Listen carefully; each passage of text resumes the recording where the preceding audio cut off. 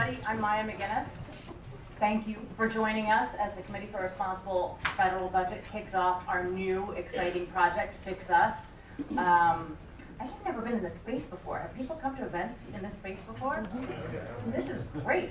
So we will be hosting all our events here going forward. Don't miss them. But this is really lovely and has a great view of the Capitol. So Paul Stebbins and I were just looking out moments ago, just sort of feeling inspired about the makings of this entire project for us. But I'm really excited that you have joined us for this kickoff launch of FixUS. FixUS has really been in the making for the past years, months, years for us, for a number of reasons. And those are kinds of the feelings that so many of us have been feeling. And it's from before the last election. It's over sort of a gradual change that I think so many of us have felt, from everything that's feeling kind of unmoored is a word that I find myself describing it a lot. There's so much change going on, and we're going in these different directions, and we're not exactly sure where they are, what the purpose is. The environment of how we act and how we feel has changed so dramatically, where things have just become increasingly depressed and nasty and angry and anxious. And does anybody remember like the last time they said, "Hey, how are you?" to someone, and someone just answered like, "I'm great." It feels like that no longer happens. It became increasingly clear that there were more things going on. And from our perspective, a bipartisan fiscal organization that's focused on how you get the debt to sustainable levels and keep it there, none of the conditions that would help us get to a real debt deal or a fiscally responsible environment were present or are present. And those include the things like being willing to focus on policy instead of politics, and being willing to focus on the long term instead of the immediate, and specifically being interested and eager to do bipartisan compromise legislating in a way that you're willing to make hard choices. And those, the things that you need for a debt deal, just don't exist. And those also happen to be the things that you need to actually run a country. And so our concern through the experience of trying to work on the fiscal policy and the budget policy, which is our core work and continues to be, was absolutely growing. And so we decided to really start doing a deeper dive on what's going on here. And so we've spent the past months digging into all the questions about how did we get to this place where we are so divided, so dysfunctional, and so lacking in trust. And I will certainly say with all humility that as a budget group, we don't come anywhere close to having the answers. We may be stumbling on a few ideas for going forward, but this is not a presentation of how we're going to fix this. But what it is it's some of the big takeaways that we've come up with so far, that there are so many different political, economic, cultural, technology, media, so many different factors that are interrelated and all feeding into each other that have gotten us to this point, that we have to look at this issue really broadly and really deeply to be able to address it. The second thing that I think we've come into this effort quite sure of is that there has to be a whole new way to engage people around the country. People are just tuning out, they are disengaged, they do not feel like they belong. Many of us feel politically homeless. We are going to need to find a new way to do engagement. And I actually think that's really exciting. There's a lot there that can be done. And finally, we're going to need to find ways to have a national discussion. And that national discussion is actually going to go on in small communities all over the place, but we're going to need to find a way to have a whole new discourse in this country and fight it a lot and rediscover a lot of the things that we share. We had a dinner last night, and what kept coming up over and over with people talking about the lack of a shared narrative, the lack of shared values, the lack of shared aspirations. But we're going to need to refine that sharedness. So I'm so excited today to turn it over to my colleague Mike Murphy, who is running this effort and has just done a phenomenal job, to introduce the effort, the panels. We have tremendous panels today to just start this discussion of some of these issues, these root causes that got us here. And then please look forward to joining us in this room, I think, for many more deeper dives on all of the various issues about how we got here and ultimately how we're going to move forward. So again, thank you so much for coming today, and I think it's going to be a really great discussion.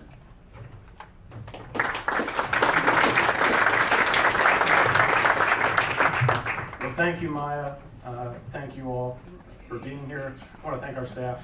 It's done a great job pulling this event together. Before I get into my remarks, a quick housekeeping item. Now I recognize that most people think that social media might be part of the problem here today. But I'm going to ask you to put your misgivings aside for today. Our hashtag for this event is #FixUS. So those of you engaging on Twitter in the audience and on our live stream, use the hashtag #FixUS. Okay, there is so much I'd like to cover about what it is we are looking to do with our FixUS project, but I don't have that time. We have a huge roster of panelists here today that I'm really looking forward to getting to.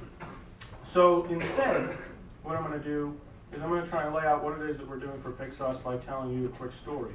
A quick story of how we've gotten to this point, how we've approached this process as a budget group to tackle a project like this. And the story goes back, as Maya said, it goes back a couple of years. Okay, so the first thing that we did is we read. Okay, we got our hands on the abundance of books, literature, reports, analysis, polls that seem to be coming out by the day on what's going on in our country right now with our polarized state. To learn about these issues, we hosted our own conferences and many private gatherings on this topic to try and understand what it is we might want to do. We learned a lot from those efforts. We learned that, as Maya said, the drivers of this are wide and deep. There's no one silver bullet solution here or one single root cause of what's gotten us here. We've also learned a lot about the state of this problem. It's pretty clear consensus. The statistics show we are at the most polarized time in our country since apparently right after the Civil War. We're in a period of profound distrust of institutions, including rising distrust in democracy itself. Of the many statistics and studies that I've seen, the one that just kind of hangs in the back of my mind is the statistic that says that only 30% believe it is of millennials. Only 30% of millennials believe it's even essential to live in a democracy. 30%. Now, I think that one resonates with me because I am a millennial. That is in spite of my staff and many people tell me I'm not a real millennial. I don't really know what they mean, but I think that's meant to be a compliment. So we learned a lot from those efforts, but we knew we had a lot left to learn in terms of what we wanted to do with this effort. So we decided in the summer of 2018 to launch what we call the FixUS Roadshow and Listening Tour. And what we did is, since the summer of 2018, we've gone to 27 states, spoken with 70 audiences.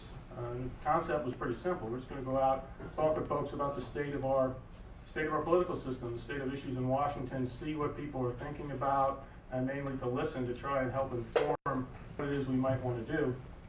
We've issued a short report on these efforts that all of you should have here at your seats. So I'm not going to go through the whole report in detail about what we've taken away from that, but we have 5 high-level lessons and takeaways in that report. And what I'm going to do is try and synthesize them and combine them kind of into one, okay? Broader takeaway that I think is illustrative that informs what it is we're trying to do with FixUS. And that is this. People are angry. People are frustrated. They're exhausted, like they're tuning out what's going on in our political discourse. But if there's a one word that kind of describes the palpable sense of how people feel, they feel homeless and what's going on in our political culture right now. They don't associate with the toxic culture in Washington. And the other word that we think about as we were talking to folks is they feel hopeless. They feel hopeless that actually anything can be done to flip the script on this. And so actually some of the brightest moments from our roadshow came when we'd be able to try to give some glimmers of hope to those that are obviously living here. The way we did that is we did a lot of these interactive policy simulations, okay? We bring together people in large and small groups to engage in discussion about issues. We used the budget issue as the illustrative example and had people negotiate, compromise, try to work together to solve problems that Washington hasn't been able to solve for years. And they were pretty successful in doing so.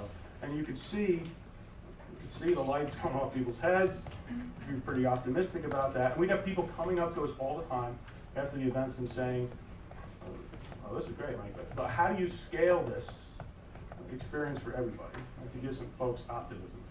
So I tell that story to kind of bring it center here to say, with FixUS, what we're trying to do is a variety of activities. They're trying to build a community of folks in concert with many others and partners to try and give a little bit more optimism, give a little more hope that there's reasons that we've gotten to this point and there's ways we can get past it over time. And the way we're going to do that is through a variety of activities, but I put them in 3 core buckets, right? Number 1 is we're going to be doing research, convenings like this and others to try to draw attention to the root causes of what's gotten us here in the first place, because we think that's important to give people an understanding of what's gotten us here so we can chart a path forward. So we're doing research and discussions on what's gotten us here in the first place. Second is we're building a constituency of folks both nationally through partnerships and coalitions with many groups, but also more importantly out in states as we're building state councils and state chapters that want to engage with us on these issues over time. And I encourage anybody to sign up right now. Okay, FixUsNow.org or text 33777 to be involved in those efforts. So we're building the constituency out in states. And lastly, we are, over time, building what we're referring to as a FixUS roadmap, which is going to be a bottom-up, citizen-guided process and agenda for how we can heal our divides. As Maya said, one of our big takeaways is how exhausted and disconnected people are from the political process, so we feel it's important to engage people as part of developing potential solutions. We did first met, as Maya said, we don't actually know what those solutions are going to be, but we're going to engage people in the process and let our research guide that, and we're really looking forward to that over time. Okay, I tried to be quick there in summarizing what it is we're trying to do for our FixUS effort. I'm going to get to our panel here in a second, but I have to tell a quick story now about our name. Mine told me I had to tell the story. So how did we come up with the name FixUS? Okay, the story is basically, okay, when we're doing that landscape, okay, I don't have to tell you, there's actually a million groups working in this space, and we come up with great names. But like, actually, someone kind of already has that. FixUS System's a great name, and someone kind of took that. Right? There's a lot of good names, and I'd be doing my also like focus group of 1, or I go home and tell my wife like my new name for the day, and she'd look at me and go, that's the stupidest name. Okay. So she hates this one too, but I said, I don't care. I'm going with it, okay? Because it is the most direct and to the point name we could come up with, okay? So with that, we have an action-packed schedule. I'm going to do our best, eventually this, to keep us on schedule. At this time, I'm going to have our first panel start to come up to the stage. And while they do, oh, there we go. While they do, just one other sort of housekeeping item. We are going to try to keep this on schedule as much as possible. We have 3 panels, followed by some great members of Congress coming to talk with us. So we're going to try to get to as many questions as we can, as the schedule allows. We're going to have staff coming around collecting questions. The questions are on the seat, right? So you have cards on the seats. Folks want to fill out their cards at any time, please do so, and we'll come around and collect those. And with that, it's my honor to turn it over to our first panel to examine some of the root causes of what's gotten us here. And particularly an honor to hand it over to Paul Stebbins, who's been just the most amazing partner on these efforts and super volunteer that's helped travel the country with us. So with that, Paul, over to you. Thank you, Mike. Good morning, and thanks for being here. You've all seen the resume, so we're not going to belabor a lot of time on introductions. It's my pleasure to have with us Tim Dixon, Mickey Edwards, and Ashley Quarcoo. Did I pronounce it correctly? Yes. Thank you. So they asked me to start a little bit with my own personal journey. So I am evidence of a recovering corporate person. It's like AA. Hi, my name is Paul. I've recovered from corporate life. And along my journey, I started getting interested in these issues when I was at the Business Roundtable here in Washington. And back when Maya was working on the Simpson-Bowles Commission, those of us who in business were not paying a lot of attention. You know, we were flying in on the jets and having our meetings and getting briefed by senators and all that stuff, and then we would turn right around and head out, and we realized that perhaps we weren't doing enough to pay attention to these deeper root cause issues that were real, you know, existential threats to the viability of the American experiment. But anyway, along that journey, I watched it fail. And the Simpson-Bowles, the Grand Bargain, all these things did not work. So I quit my job. I actually went to my board and I said, you know, this is really an amazing thing. You know, we've got a country that's in crisis. The business community is not paying any attention. I don't know what I want to do with my life, but I've been an entrepreneur and I've been a lifelong business guy. I decided to just stop and take some time and think about what was wrong. And that led me to MacGuineas. And so I started initially just as a volunteer doing proxy talks for Erskine Bowls around the country. And I would go out into communities and Rotary clubs and MacGuineas clubs and community trade organizations around this country. And I would start talking about the debt, this huge existential iceberg that was going to take down the ship of state. And what I learned is that we were talking about the wrong thing. Because what I heard out in these communities was, you don't see me, you don't hear me, you know nothing about my life. And I have to do my job every day, and I compromise with the person in the cubicle next to me at my job. I have to compromise about who makes the coffee in the morning. I have to argue with my kid to get their jacket on before they go to school. I have to argue with my teenager to have them clean their room. I negotiate with my husband or my wife every single day, and you guys can't do anything.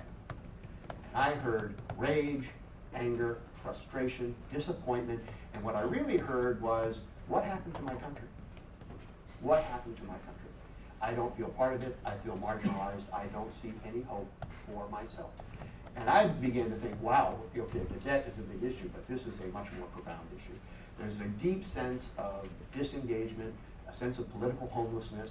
They feel that they were being bombarded by a narrative from the media that was making them make a false choice, that they had to pick a side in a fight they didn't even understand and had nothing to do with their lives. And that resentment basically led to, look, I got to pick up my kid at 5 o'clock for soccer. My grandma's in the basement with a healthcare problem. I can't deal with all this. You guys aren't doing your job. I'm going to just check out. And what I began to realize is that maybe Hubert Humphrey was right when he said that Washington, D.C. is 26 square miles surrounded by reality. Because out there, in reality, there were people who were hurting, citizens across, and it didn't matter whether they were hardcore, sort of, Northern Illinois, I hate Obama people, or whether they were teachers in San Diego who thought he was the second coming. It wasn't partisan. The same language was used across the board. Who took my country? Where do I fit? And I feel alone. And that started my sort of civic journey, and I kept finding myself thinking of Mary Oliver's great poem, Summer's Day, when she says, I don't know what a prayer is, but I do know how to pay attention. And I realized that maybe I hadn't been paying attention, and maybe the business world hadn't been paying attention, and many of us as citizens hadn't been paying attention, and maybe Washington wasn't paying attention. So I felt that I had a duty of care to engage, and that started me on this journey, and it has been an enormous privilege to do it. And like all business people, we think we know everything. We had no humility, but it was a journey of humility. It was a journey of awareness that it was a much more complex problem. There was no cheap clarity. I'm a Georgetown grad, I have to confess, and the judge used it to say, be suspicious of cheap clarity. So if it fits on a bumper sticker, it's probably not true. These issues are profound, and they're deep, they're cultural, they're economic, they're political, they're moral. And I would say that the greatest experiment in history is at risk, and we need to pay attention. So with that, I'm going to invite a few of my colleagues. I will confess also in full disclosure that I was a Mickey Edwards groupie. I heard Mickey interviewed at a car wash once, and I immediately ordered his book. And when I ran into him, I wanted him to sort of sign my T-shirt. Mickey. But I'm going to ask Mickey to sing it up, because Mickey is somebody who was one of the first people who began to teach me that there is this deep cry for a common single voice. What is the American narrative mean? And he has talked at length and written at length about what that is, and I'm going to ask him to speak a little bit about that. He's also taught me a lot about the idea that perhaps it's not a question of philosophy in this country, it's a question of farming. What is it that we have to do to tend and care for that which allows liberal democracy to exist? And the last thing he taught me, which was profound, was we need to be suspicious of ideological certitude. That certainty is the enemy of deliberation and compromise and thought. And if you think about the Enlightenment values and what animated and informed the Founding Fathers in this great experiment, humility is certainly a key one. So with that, I'm going to ask Mickey to kick it off and reflect on his journey into FixUS. Well, thanks, Paul and Maya, Mike, for doing this. This is, I have to say that I spend a lot of time, and a lot of you do, in many, many meetings that are all people who are concerned and have their own, we each have our own kind of pet idea about what is issue 1 or issue 2 and what's the thing we have to do first. But what I love about FixUS is that it's looking at this holistically, because it is a big problem, and I think the parts are all interrelated. I feel that we are at crisis moment, which is a cheap thing to say, but it is not just what's been happening with the election of this president, but the way we as a country have reacted to it or failed to react to it. The problem is not really in the White House. That is a problem. I have a great fear that one of two things is going to happen in November. One is that the president would be reelected, which I think would be a terrible thing. The other is that he will be defeated, and then all of us, all of the people who are in all of these meetings that I am in all the time, are going to say it's over, the problem's solved, we're okay. And that's not the case. The problem is not a basket of deplorables. It's to a large extent those people who sit in Washington and think they're a basket of deplorables. Because we have a lot of areas. I sent a note to Walter Isaacson. I'm at the Aspen Institute now. And I sent a note to Walter and I said, look, our problem as I see it is a failure of American institutions. And failure in a lot of different ways.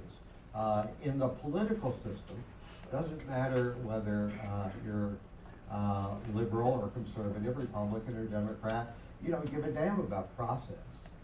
What matters is outcome. And the left and the right are equally in agreement that we are going to subvert, if necessary. You know, Mitch McConnell does it, Harry Reeves did it. We are going to subvert the process, if necessary, set democracy aside, because this is the vision that we want to bring about and impose on the American people, whether they like it or not. We have a political system, which I don't need to elaborate on how our political system is screwed up. George Washington said, don't create political parties. We ignored him. We're paying the price. We've got them. And they force us into these either-or boxes, which are probably both wrong most of the time. But there's also, Paul kind of referred to it, there's a moral dimension here too. The moral dimension in terms of, I'm a great believer in capitalism, totally believe in capitalism, and I think it's going to be destroyed not by socialists but by capitalists, who just cannot seem to get past the idea that if you can do it, you should do it. It's not just in the tech firms. You know, it is, you know, if it is something that I can do, it'll be good, it'll make money, and there's no moral question about should I do this? What's the effect of it? Facebook is one example, but there are a lot of other examples in corporate America where you could say, look, you know, I can make a little more money by shipping this overseas. I can make a little more money by automating and getting rid of all these people who are in the way of our profit. We have in the media, and I will say, you know, I'm one of these people who, I read the New York Times every day, and I read the Washington Post every day, and I think they're great newspapers. The stuff that's on the front pages of the Washington Post and the New York Times, not on the front pages of the Boston Globe or the Daily Oklahoman in Oklahoma City. So we have a mix of information that we're not all knowing the same thing. It's not that we just turn a blind eye, not that people out there are saying, you know, oh, I read it, but I don't care. They're saying, I don't know that. I didn't know that. Is this really what's happening? And then you have, even in the New York Times, you know, I'm a trained journalist. I have a J degree. I worked as a newspaper man. But even in our major newspapers, the bias in the stories, even when it's a bias I agree with, is prevalent. The idea that you just report news for people to absorb and make decisions is sort of gone by the way. We depend, our society is a very complex one. Our government system, it's both a democracy and a republic. And those are sometimes in conflict, and managing that is difficult. But we don't teach civics anymore. We don't teach the humanities anymore. We do in some schools, but they're largely disappeared. So, and if you go to college, which we want people to do, you spend years thereafter trying to figure out how to get out of debt. You know, because you are absorbing your future in order to pay for getting the education that you need. The medical system, you know, is that you got so many people in this country who are not deplorable. They're worried about what's going to happen if they get sick. And so I just kind of, Paul, I'll stop there, but the system is not a little bit. It's not get rid of Donald Trump, which I hope we do, but we've got big repairs to make. We've got big repairs in how we look at every single establishment and institution in this country, because it's not a failure of the people. It's a failure of those of us who are, quote, elites, who are presumably the ones who guide and show the path. And we have screwed it up royally. And we have to collectively. So why, Maya, I love FixUS, because it's us. It's a collective enterprise. It's not point the finger at somebody and say, that's the problem, remove the problem. The problem is us. The problem is pervasive throughout our system, and we have to take it on collectively. Tim, so following right into that, when I first met Tim Dixon and I was experiencing all these things around the country and these conversations with communities, I'm not a research specialist, but I was sensing these things. And along comes this guy, Tim Dixon, who had done some work with Matthew Lefebvre on something called hidden tribes. And what I had found out in the communities at large was that the old nomenclature that we all grew up with, left, right, liberal, conservative, Democrat, Republican, these were blunt, inadequate instruments to describe and understand the deeply nuanced sense of values conflict that was going on in this country. And Tim, I wonder if you might share with this group, I mean, you guys did amazing work and for the first time began to dive deeply into what is the nature of this value spectrum and what is actually going on and what is that exhaustive majority about. Tim, I wonder if you could share with us. Yeah, sure. In terms of context, I think it's striking to me that there is a very different conversation in our media environment, which is reporting these sort of numbers and polling all the time, but not actually telling the kind of the grit of the story that's underneath that. I remember when I was 22 years old, on a snowy Christmas Eve, I flew into Minneapolis, Minnesota, and I hired a car and spent the next couple of months through a winter into early spring, driving 7,000 miles across the country. I grew up in Australia, first trip to the United States, and I fell in love with America. I fell in love with Americans. I fell in love with everything American. I wanted to read everything, meet everyone, eat everything, to my detriment. And the thing that excited me so much was that big story of America, the story of origins, the story of reinvention, the optimistic story, the boundless optimism, the capacity to correct itself as a country and to move forward. Sometimes a step back, yes, but then 2 steps forward. The thing I wonder now is if a 22-year-old Tim arrived in Minneapolis, Minnesota, and took a 7,000-mile journey, would they find the same story that I did? My worry is that the story we tell ourselves about the country is not the true American story, that we're at risk of falling out of our own story. And the thing that gives me hope despite that is that with our work with the Hidden Tribes Project, is we're trying to re-engage ordinary Americans and get beyond this story of it's a 50-50 country. And what we showed was it's not a 50-50 country at all.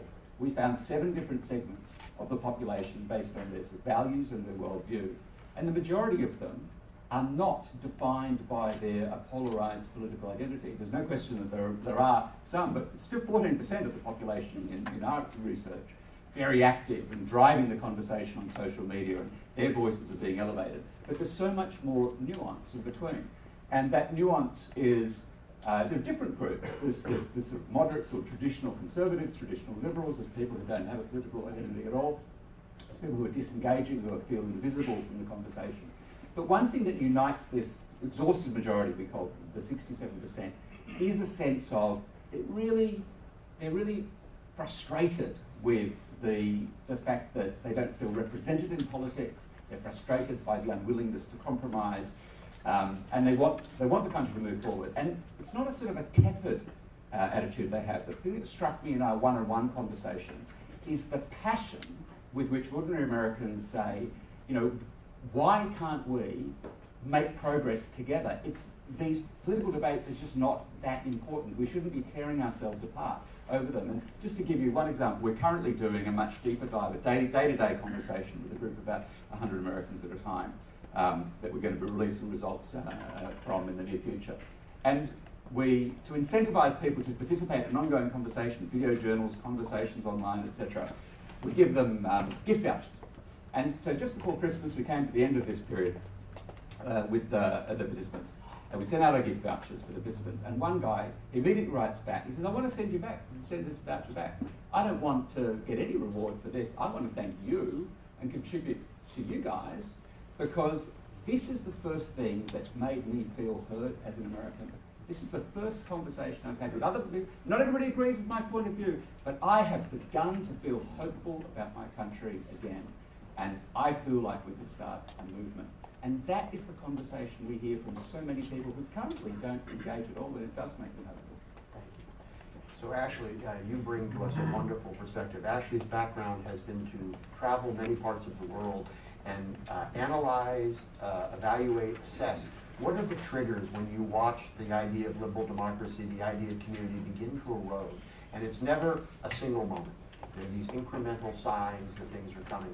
And Ashley not only has the benefit of understanding sort of the American experiment, but in this context of a larger international perspective. Can you share with this audience some of the learnings you've had with that? Yeah, thanks, Paul. And it's a pleasure to be here, and sort of an unusual venue for me to be on a panel talking about the United States, because I do normally focus on other countries, on political development there. Lots of countries that have similar kinds of divides, whether those be religious, ethnic, or ideological as well. But I do want to take a step back in that vein from thinking just about this moment and this time and place here. You know, political polarization, as Mike mentioned earlier, this isn't the first time we've seen this story play out here. And it's not always a bad thing, actually. In many of the countries where I've worked, the problem is often not enough polarization rather than too much. In that case, what happens is, you know, citizens don't have enough choice, enough options to choose from. So in some ways, we want some degree of polarization. The problem really comes when it becomes what some researchers have called severe or pernicious. And this is when you have all of your different identity groups. The Hidden Tribes survey does a great job of laying out all of the different ways that our values and the ways that we have our different identity affiliations. But in this sort of severe version of polarization, all of those different identities become compressed into two big monolithic identities, right? And where we live, where we worship, our racial identity, our ideological identity, all of those are compressed into these two bigger, large categories. And when there's a conflict or a disagreement, then that becomes a zero-sum power struggle between those two sides. And I would say in any society, whether that be the United States, whether that be Turkey, Venezuela, Hungary, other places where this kind of polarization exists, it prevents democracies from being able to solve their problems. And it also undermines the brand, the democratic brand as a system. So I would say how does this happen? If I were going to be doing an analysis of another country, I would use, an approach that looks at an idea called consensus. Okay, in any society, in any country, particularly one that's going to have a practice of democratic political competition, there have to be a baseline of agreements that all political stakeholders are going to adhere to. Okay, the first set of agreements is about what's our national identity. Who are we as a nation? Okay, who belongs? Who can participate? Who belongs in our political life and our economic life? The second set of agreements relates to what's the fundamental nature of our political system. What's our relationship between the state and society? What are the rules of the game? How are we going to compete political power? How are we going to change the rules for competition if we need to? Okay, there's agreement on how we're going to go about that. And for most countries, those kinds of agreements happen when the country is founded. People, the elites, the political stakeholders, they come to consensus around that, and then they're able to kind of form the nation. And at any point over the life of a nation, you might see those things be contested. They might weaken, they might collapse entirely, they might need to be refashioned. And it is my hypothesis that the United States is, in a moment of contestation over these kinds of questions right now, that we are in a process of renegotiation of these kinds of norms and our agreements around these ideas. I also think that there's sort of two other contextual factors under which this renegotiation is happening. The first is that we are sorted, as I mentioned, and sort of what the conflict research will show is that when you have this kind of highly sorted society, that the groups, the people in those groups are less tolerant, they're more biased, and they feel more anger against the other side. The other contextual factor, which I think is important for the United States in this moment, is that we are going through a massive demographic change in our country that no other industrialized nation has experienced.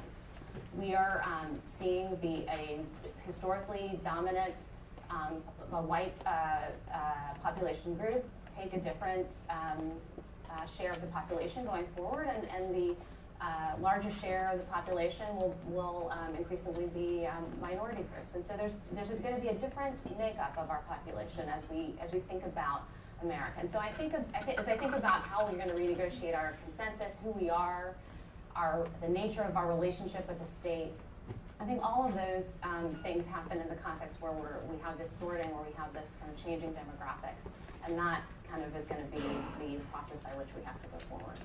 Thank you very much. In respect for time, my understanding is there are going to be some questions. Ben, do you want to go? I see someone's bringing me to me. We can keep going, okay. So in that context, you now circle back to this deeper thing, and I would sort of do a run through the whole panel. Is there an American narrative in today's world? All this confusion. Is there something that you would call? So, Nikki, is there an American narrative? Can we have a single unifying thing with all this complexity attached to it? I think there's a narrative that we tell ourselves, and that I think people in the rest of the world use when they think of America. It's not as true as it once was, and that's opportunity. People do believe that you can come here and make your life better, that you can do better than your parents or grandparents, and people come to America for a new life. And the people who are already here, many of the people who are already here, also is assumed in the past, that they would have opportunity. They would move up. The factory would remain, and then their kids would go off to college and do something. I was the first person in my family, extended family, everywhere, to ever go to college. And my mother, when I was elected to Congress, said, well, who are we to have a member of Congress in our family? Because it was that mindset, that we're coming from somewhere else, but here you can grow, you can achieve things. And I think that's kind of disappearing. It's the narrative we tell ourselves, and the rest of the world says, well, this is America, but it's becoming less true, and that's a big part of our problem. Tim, thoughts both as an Australian and also as a researcher, and is there an American story? Yeah, I mean, we did the last chapter of the Tribes report. We actually asked exactly that question, and we found that there is far more commonality around that story of what it means to America and shared values than what's assumed often in ordinary conversation. Some of that, it's true. I mean, for example, freedom. Some of it are words and concepts that different people project their own values into, so they wouldn't necessarily be exactly the same thing. Colin Woodard's book, American Nations, a terrific book written about 10 years ago, he sort of talks about the marvel of this American story is that actually lots of people are seeing different things that they value within the same story, not necessarily believing exactly the same things. But that actually works. But I think one point worth noting is, why is this narrative of identity so important now? The big insight from social psychology is that when people are under threat and feel insecure, they retreat, they need to know who they belong to. They become more tribal. And that's why we're seeing the appeal of this us versus them narrative all around the world, because of the pace of change, economic change, cultural change, technology, social media, all of these things that are heightening people's insecurity and anxiety. And so the need for this story of who has my back, who's on my side, is much greater now than what it was a generation ago, because of that sense of insecurity. And so we need to step up our efforts to tell that story of the bigger us, the bigger story of us. Because if we don't fill that vacuum, the folks who come along and fill that vacuum do it for an us versus them story, and that's what we're seeing all around the world. Very interesting. I'm reminded, many of you may know the writer and thinker Jonathan Haidt, in his book on the righteous mind. But he probes very deeply into these issues, and he talks at great length about when you get traditional value systems that are hijacked by the most illiberal impulses across the spectrum, it begins to create the essence of that dynamic entitlement. Ashley, do you have a sense of that? Yeah, I would just say I think I agree with what's been said. Of course, there's common values. I think there's just been there's some disconnect between the values that people all agree that are the America that we all want to have, and the experiences that many Americans have had in terms of their own ability to achieve or attain those values. And I think we need to, as a sort of a country, we sort of need to expand our narrative to sort of acknowledge the fact that we have ideals that we aspire to, and the fact that maybe we haven't already always lived up to those ideals, and how can we kind of bring everybody along. It's interesting when you think about this deeper idea of what informs the national story. I often find myself thinking of one of those great American leaders, which I think we all sort of long for sometimes. I had occasion, it sounds corny, but I did. I was with a friend yesterday, an afternoon. We happened to just be walking on the mall, and we went to the Lincoln Memorial. And I found myself thinking, and it sounds a little, crazy in this cynical, difficult town, but to sit at Lincoln's Memorial and just reflect on what it was to be a nation at war with ourselves, and to have 680,000 people killed. But I found myself thinking of this particular quote by Lincoln: "We can succeed only by concert. It is not can any of us imagine better, but can we all do better? The dogmas of the quiet past are inadequate to the stormy present. The occasion is piled high with difficulty, and we must rise with the occasion. As our case is new, so we must think anew and act anew. We must disenthrall ourselves, and then shall we save our country." And I'm thinking, gosh, what does it take to disenthrall ourselves as citizens from our daily, wars and fights and lives that we live, and everybody's busy, and to stop for a moment and wonder, what does it actually take to save our country? And on that, Mike, I think we maybe have time. We do have one question. Okay, we have a question. Okay. We can now say for the record, it was a conversation, right? Thank you, Mike. See. So the question is, instructions, please write legibly. Okay, oh, sorry. Thank you. Who will be the public teller of the American story? If it needs to unify, who is the speaker who is trusted? Mickey, you want to take a stab at that? Besides you? Come on, Mickey, I know you got this one. Well, I think the answer has to be a collective one. Walter Cronkite's not coming back, and the idea of the great leader is our threat, not our salvation. So I think it's not going to be a person. It has to be a collective, which is one of the beautiful things here about what we've done, Maya, is that it's a collective association where many people are beginning to say these things that need to be said. Everywhere we see around the world a collapse of trust in institutions and in government leaders, in leaders of non-government organisations, non-profits, business leaders, etc. So the answer everywhere, which is so strange if you think of it, is that the highest level of trust is for people like me, people who look similar, who sort of seem to be ordinary, who are relatable. And so I think that's the answer. The answer is that the most compelling spokespeople are going to be people who are representative of the diversity of the country and who are not actually from the elites. And that's one of the challenges, obviously, because it's less obvious how you do that. But in a social media age, you're seeing those voices actually emerge spontaneously. Some of the research on kind of how do you bring kind of polarized groups together will say that some of it will happen through contact, people interfacing with each other, dialoguing, but there's also a degree to which working on something together, a sort of a common project, a common enterprise, is one of the things that really does bring people together. And there's a lot of problems in the country. There's a lot of great opportunities for us to solve those problems.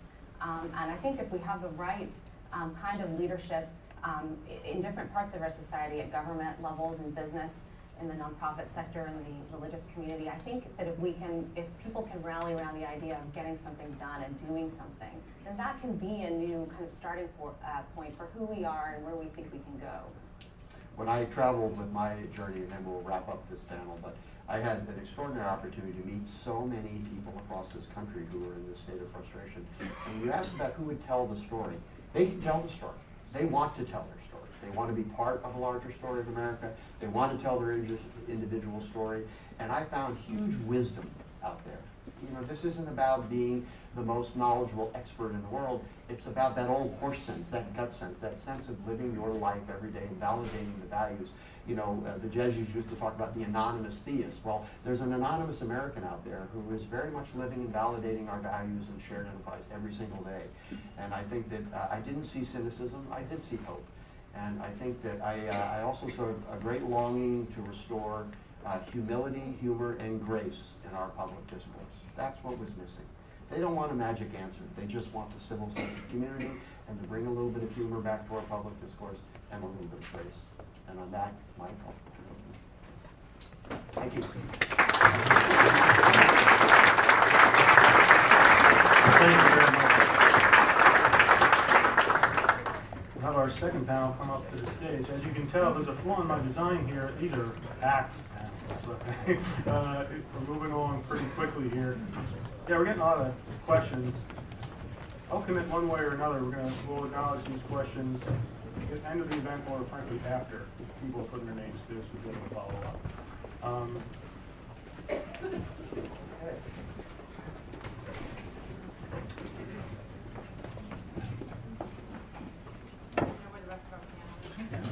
For the rest of our panel. There's Richard.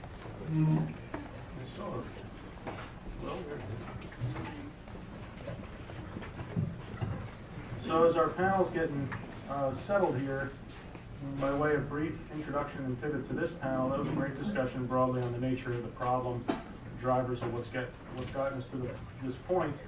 As we said in our openings and was talked about in the panel, there's a lot of factors here, one of which is economic.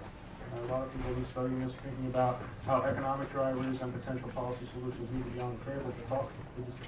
It's part of a conversation about what ails us. So we have a great panel of economic experts here to talk about this, and with that, I'm going to hand it over to Maya. Wonderful. Thank you so much. That really was a terrific panel, the previous one, and I'm kind of worried that the way you're going to remember this panel, because it's going to be the one where you not hear what they're saying over my stomach growling. So apologies in advance. In terms of the economic issues that have gotten us to this moment, one of the things that we're doing in this project to FixUS is we're partnering with all sorts of different organizations. We're both partnering with specific organizations and trying to build more connectivity between all the literally hundreds of organizations that are out there and in one way or another building a movement.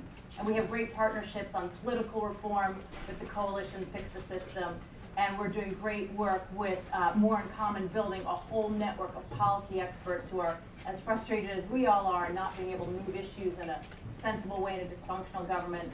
And we're partnering with the tremendous firm Ipsos, doing polling and looking at deliberative processes and where those shared values are, all sorts of different projects with Ipsos. But we're also looking at where there are some empty spaces. And one of them, which we also have some expertise in, is the area of the economic issues, so much of which is contributing to this moment. Both in terms of, I would say, so many issues in terms of the economy that have gotten us to where we are now, and so many that we're about to have to deal with the changing economy that we're really ill prepared to deal with as our country continues to be divided and dysfunctional. So I'm excited that one of the pieces of FixUS that we're doing is we're building an entire economic system on the future of capitalism, technology, and the economy. And so far, what that program is mainly focusing on is bringing together a whole lot of experts to weigh in on these different issues. I'm delighted we have such a great panel today. We're going to cover as much ground as possible with our time, so everybody will speak really quickly. But what I'd like to do is just launch the discussion kind of with one of those questions where I hope you will answer it as with basically what you'd like to focus on. But my big teeing up question is, what are the biggest economic issues that have brought us to this moment where we are so divided as a country? We can just maybe start with Richard and move on down. Sure. Thank you for the invitation to be here. I think there's two. One is that just looking at any measure of income inequality or wealth inequality, it's increased over the last couple of decades. The big period of increase seems to be from the 80s into the 90s. And it's a particular shape of inequality too. I think it's important we don't just say there's a growing gap, but the gap between who is really important. And however you look at it, and across the spectrum, you can argue about how big the change is, but it's quite clear that the people at the top of the distribution are doing pretty well and better than before, and that's not true for everybody else. So this is not a story of a small group at the bottom being left behind by the majority, which is more an anti-poverty story. It's a story of the people at the top prospering and flourishing, and increasingly flourishing on lots of dimensions, not just economic, but social, marital, educational.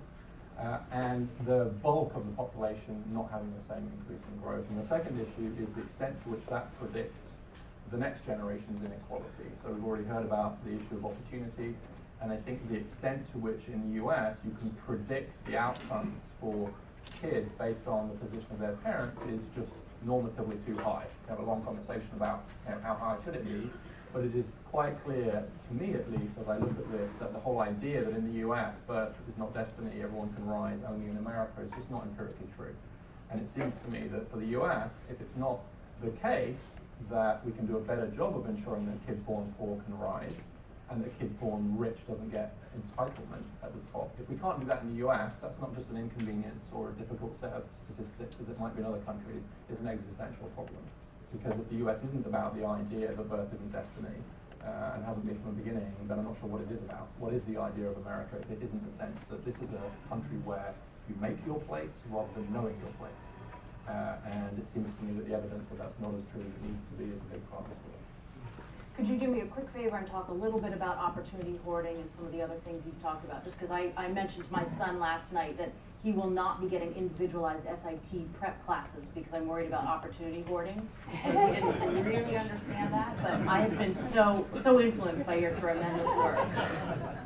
Well, I thought you wanted to speak quickly, but I've written a whole book about it. Yeah. We'll go and then we'll come back to opportunity hoarding. Well, I hope we will get into this a little bit, because I think part of the self-identity of successful people in the US, somewhat differently to the country that I come from, the UK, is that we're successful because of our own brilliance and our own hard work. The people who are the strongest supporters of the idea of meritocracy in the US are the people who are doing best. Surprise. Because it's actually very flattering to our sense of ourselves to believe that, and not to believe that there are structural factors that may have contributed to our own rise, and that may be contributing to the inability of others to rise. And so the danger of the debate about inequality and opportunity in the US is sometimes that we sort of assume that people should just be more like us. And if they were more like us, they'd be being more successful. And what it misses is our own contribution to the very system that can hold other people back. And what I've noticed is that even those who profess pretty liberal or progressive views in America lose some of that liberalism when the issue gets close to home. And so when the issue becomes, are we going to change the zoning in your neighborhood to allow more affordable housing? Or we're going to change the way school districts are organized so that the schools are a little bit more mixed, or funding is a bit more equitable, then their liberalism just seems to die somewhat. So they'll vote the right way, they'll have the right views around the dinner table, but when it actually asks something of themselves, a little bit less likely to do that. And very often, self-professedly progressive Americans will pull every string that is available to them to get their own kids the best place. And I understand the parental instinct. I have kids myself. Unfortunately, they've all read my book, and so they refuse any help now at all. And whilst those seem like trivial sorts of hoarding behaviours, hoarding wealth, hoarding opportunity, and they seem in some ways laudable because we're doing it on behalf of our kids, we should be attentive to the fact that they're also creating a normative structure, norms of fairness, which are actually to our own benefit, and which, taken to a policy level, actually can be used to justify investments of time and money and political capital, which actually perpetuate the status quo, which of course benefits the vast majority of people in rooms like this, but then might contribute to the sense that there is some legitimate anger among those who are not benefiting from the system that we've created. I think it's so important because I think it's going to play a big role as we think about what kinds of solutions there are, how we're going to engage people more, the FixUS part, the us part, that it is not a solution that is going to come from others, that we are all going to be a part of it. So it's great work. Everyone should read the book. Maybe I'll have my kids read the book. Maybe if they could read the book, they wouldn't need SAT prep. It'll save you a lot of money. It'll save you a lot of money, I tell you. Melissa. Okay, there's a lot to build off on that. So I certainly agree with Richard that income inequality has been part of the economic challenge and is certainly part of what's driving the discontent and distrust that FixUS is focused on. I think it's useful to distinguish across different types of income inequality, and I also think it's really useful to a conversation like this to distinguish between income inequality and income insecurity. So the two sort of types of income inequality or measures of income inequality that I think get a lot of attention are the rise of the 1% and then the gap between the college educated and the less college educated. I find the gap between the college educated and the less college educated probably the most important element of income inequality that I've seen in the data in the past 40 years. And because this really, one, involves like 95% of the population as opposed to just the top 1%, and I also think really reflects a lot of trends that are leading to economic insecurity. So I'll say I'll be a little bit more specific. So the earnings premium and the employment premium for college educated workers has really gone up over the past 40 years. Now since the 2000s it's flattened, but there's still a really large gap. So your average college educated worker makes 80% more than your average high school graduate. That's really large. There are also now prime age workers, men with a college degree versus a high school grad. College educated prime age men are 10 percentage points more likely to work. Like 50 years ago, there weren't those gaps. And so in many respects, we're just really seeing that the modern economy is leaving behind non-college educated workers. Their wages haven't grown by as much, their employment rates have fallen, and this has gone hand in hand with increases in social malaise, right? The non-college educated workers are where we're seeing rise in drug and alcohol use, very tragic deaths of despair that Ann Case and Angus Deaton have documented. And so now I think we're getting into real issues of economic insecurity. To me, I think that is the sort of first and foremost thing we need to address, as opposed to thinking about why are the top 1% getting so wealthy. There's lots of reasons why. I see the fabulous amount of wealth up there as like an opportunity for us to raise more revenue. That to me is more obvious than seeing that that's a rent grab from workers who have high school degrees and maybe would have gotten that money in a previous generation. I'm less convinced of that story. So now if I focus on the economic insecurity, it's certainly true among certain segments of the population. It's certainly true among certain places in the US. But clearly the discontent and the populist anger extends beyond just the bottom, let's say 20% who's being left behind. So let's talk about the middle class for a minute, and I think there the story is a bit more nuanced, certainly more nuanced than a lot of common popular narratives would let us think. So just a few data-driven observations. It's not that the middle class in an absolute sense is actually doing worse than they previously did. It's just that their sort of wage and income gains have been small, and the folks at the top have seen tremendous income and wage gains, right? It's also the case, as Richard alluded to, that previous generations, everybody sort of did better than their parents because GDP growth was high and it sort of like was widespread across the income distribution. That's no longer true. GDP growth has been much lower in previous decades, and the gains of that GDP growth have gone disproportionately to the rich. And so compared to what the rich have experienced and compared to the income gains of previous generations, the middle class, not surprisingly, right, you could see why from a relative sense they feel like something's not working right anymore, or something is unfair and something is rigged. And I think that's a really dangerous sentiment for the functioning of our economy and our democracy. It's what hopefully you all at FixUS will address. But that's a bit different than the real economic insecurity that has hit sort of less educated populations and economically depressed parts of the country. I'll stop there, and then but let me say one thing, and then we'll come back to this, because Richard and I have bantered about this opportunity hoarding. So it relates to this college divide, because college educated families are not even living in the same cultural sphere as less college educated. And one of the biggest divides is marriage rates. I mean, 95% of college educated women are raising their children inside marriage. Your comment about progressive views is well taken, because nobody wants to talk about this. But the majority of younger, non-college educated mothers are not raising their children within marriage. And so what happens? Well, two-parent, high-earning parents, they transmit tremendous resources to their children. Not just in terms of SAT tutoring, but like they spend more money on them, they have more supervision, they have more time, they have more networks. And kids of non-college educated parents are increasingly growing up in like single parent homes that are stretched for time and money and resources. And so while the upper classes are doing things that are hoarding opportunities, they're also doing a lot of things that it would be better for children born to less educated parents and more productive for us as an economy and society if more people were doing it. I agree with that. I have one note, sorry, it is but I think it speaks to the point of place as well, is that if we think about inequality on lots of different dimensions, you think about income, you think about education, you think about family life, you think about time, you think about health, you think now about life expectancy. One of the interesting things is that those different dimensions of inequality, they've always been correlated, they've always tended to cluster together, but they are increasingly clustered together.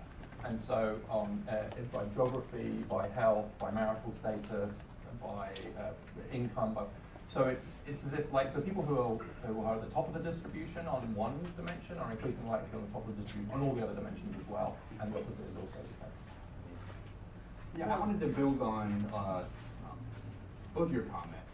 So one of the big changes in the economy over the past couple of decades is that economic productivity and growth has become very divided and split regionally.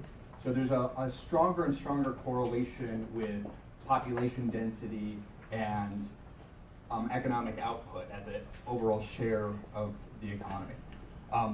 And that has all sorts of profound ramifications. Until about 1980, there was broad convergence throughout the entire economy between urban and rural economies. The rural economies were catching up, and around 1980 or so, it stalled, and then those economies started to diverge again, so that less dense, more rural places are falling further and further and further behind urban economies overall.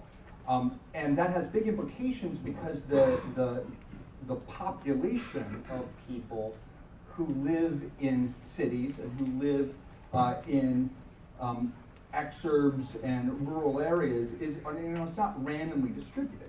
So our population is sorted along a number of key dimensions. One is ethnicity. Almost the entirety of America's non-white population has sorted itself into cities. One of the big factors, and one of the factors that explains regional divergence, is education. Over time, the wage premium to higher education has gone up, but at the same time, there is a kind of productivity bonus to agglomeration or to the concentration of talent. And so the wage premium to education has gone up the most in urban areas that are growing the most, and that has a magnetic effect, drawing more educated people towards cities, leaving the rest of the country less educated. And at the same time, economic growth has come to depend more and more heavily on more skilled, more educated workers.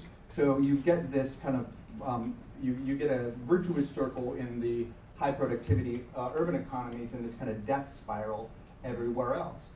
Now those everywhere else places are almost uniformly white. They're now considerably less educated. They're declining in terms of basically every indicator of sort of objective material welfare. And one of the issues I explore in a paper I wrote on this subject is called The Density Divide, Urbanization, Polarization, and Populist Backlash, is that the white population is divided between the urban and non-urban parts of the country, but they've sorted themselves in part on the personality traits that predict whether you're socially liberal or socially conservative. And those traits correlate with your inclination to get a higher education and your inclination to migrate. And because most migration is towards cities, The people who are most socially conservative are least likely to seek a higher education, are least likely to be responsive to the wage premium to higher education because they don't like to move as much. So you get this population sorting where you have a big population of non-urban Americans who are almost uniformly white, who have fallen behind in their level of educational attainment. Their economies are sputtering, and naturally people are very, very angry about that. And that sets up a condition where it's very, very easy for a populist demagogue like Donald Trump to sell that population of people a narrative about why it is they're experiencing this decline. I mean, Donald Trump's not out there telling them that it's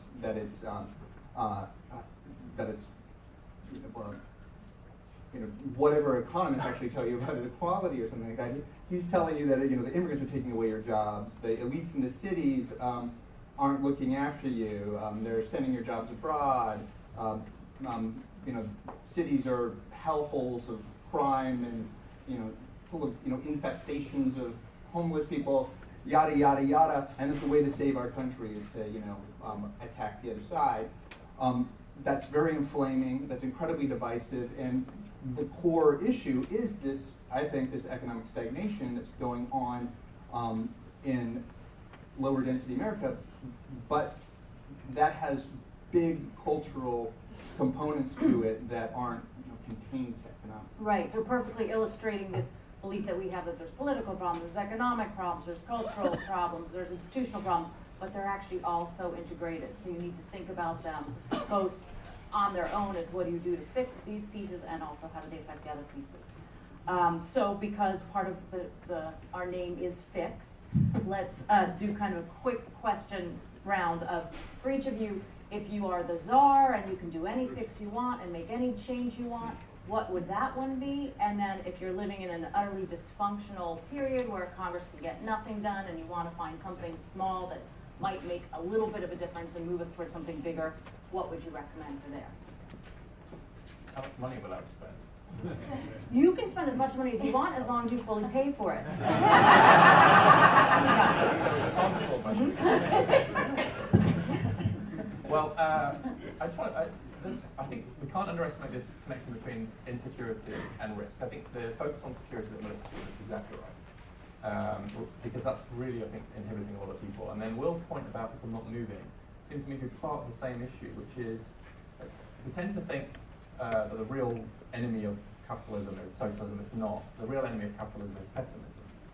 Because capitalism requires people to actually think there's a predictable and better future that's worth them investing in and maybe taking some risks towards. If they cease to believe that, then they don't take the risk, they don't move, they don't go to college because that's expensive, they don't set up a business. And we've seen geographical migration rates plummet, we've seen business startup rates really drop, immigrants are the exception to this rule.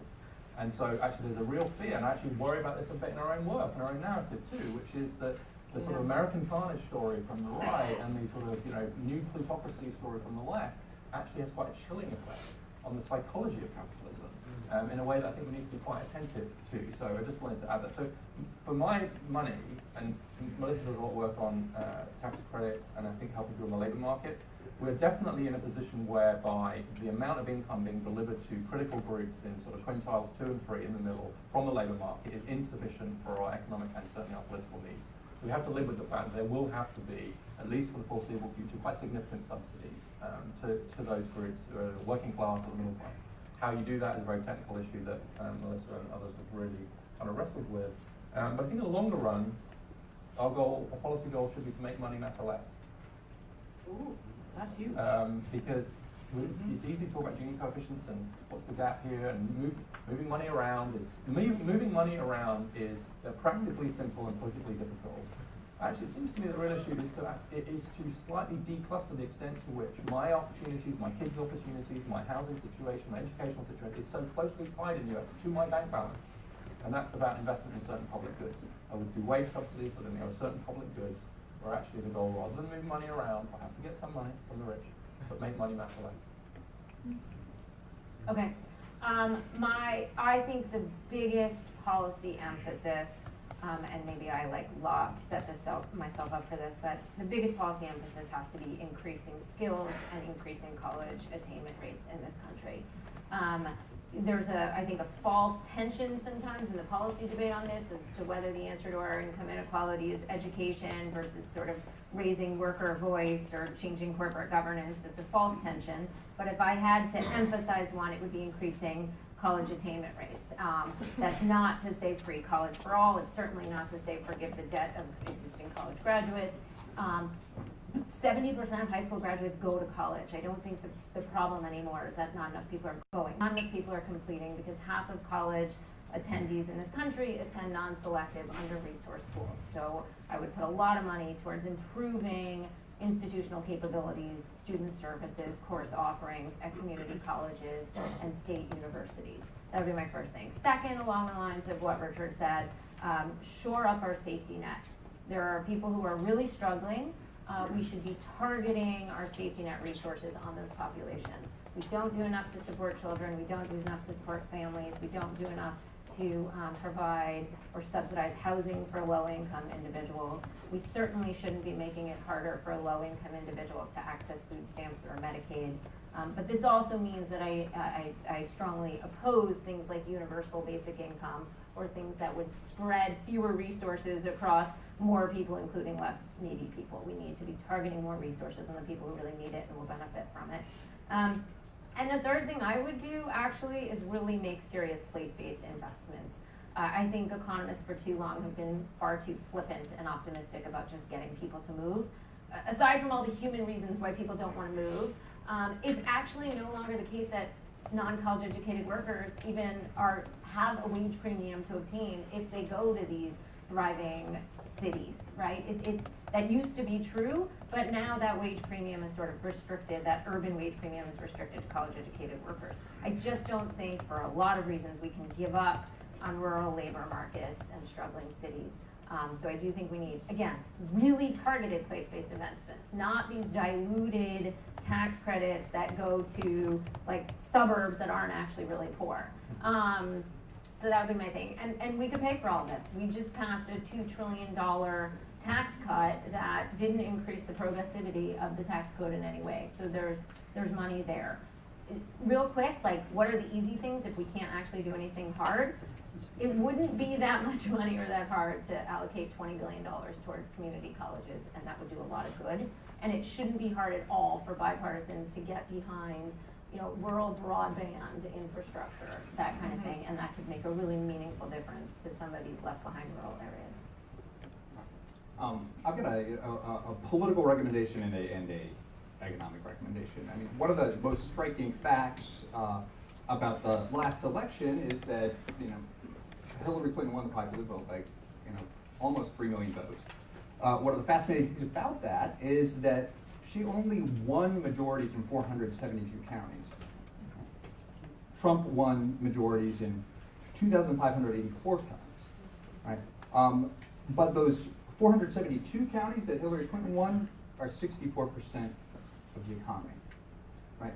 Now, I think it's a problem when you have an electoral system that's structured in a way that a minority of voters in the country who represent about a third of GDP can sort of electorally dominate, at the time, have unified control of government over the majority who create and pay tax receipts on 2/3 of the country's economic output. So I think we need some basic electoral reform, voting rights reform that makes it so that makes it easier for people to vote, provisions that make it harder to gerrymander legislative districts, just things that get us closer to fair proportionality in elections and representation, I think would actually do a lot to depolarize the system. On the economic front, you do see just a lot of, I think, completely justified wrath from lower density white populations, because our economies are just, it's impossible to understate how profoundly broken a lot of the non-urban portions of the country are. Yeah, I don't know if some of you read this Nicholas Kristof piece in the Times the other day about his friends who he rode the bus with in rural Oregon, and basically everyone has died, except for the guy who got sent to prison, right? Like from drug overdoses, from diabetes, from suicide, right? We need to do something to address that, and it ought not be that hard to address, take the edge off of that economic despair. So a big increase in the child tax credit would be a very useful thing that we've been fighting for at the Niskanen Center. And some of these place-based policies as well. But clearly there's a health crisis, and one of the things that I think would be most useful is ensuring that there is some kind of system of universal access to health care in the United States. I don't want to argue about what it should be, but people really literally are dying because they don't have access to insurance, mental health care, can't afford their insulin, and it ought not be as difficult as it is to do something about that. Okay, I have the done sign, which I'm going to ignore because I get to. And really, really quickly, I'm going to throw two questions into one question, pretend it's one question, and then ask you to answer either of these two questions. So Sean Raymond from Democracy Fund says, have we adequately accounted for the consequences that the decline of organized labor has had on social cohesion, economic inequality, financial stability, and the middle class, et cetera? Excellent handwriting, thank you. And then my own handwriting, which I can barely read, is if you look around the corner and you think about some of the future economic challenges that we are going to face, which ones do you think may be the most challenging? And I just put out three, but demographics or the aging of the population, China or our tensions and our dependency on a country that we are no longer apparently as aligned with as we might have hoped we were, technology, how that's going to change work and the way that markets function. So answer one of those two in a super speedy voice. I'll talk about unions for a second. I don't think we've taken fully into account the effects of deunionization in terms of the way our political coalitions hang together. Right? So there's a story that I think a lot of people know about the shift of Southern Democrats into the Republican Party after the passage of the Civil Rights Act, and that clearly changed the complexion of the Republican Party over time.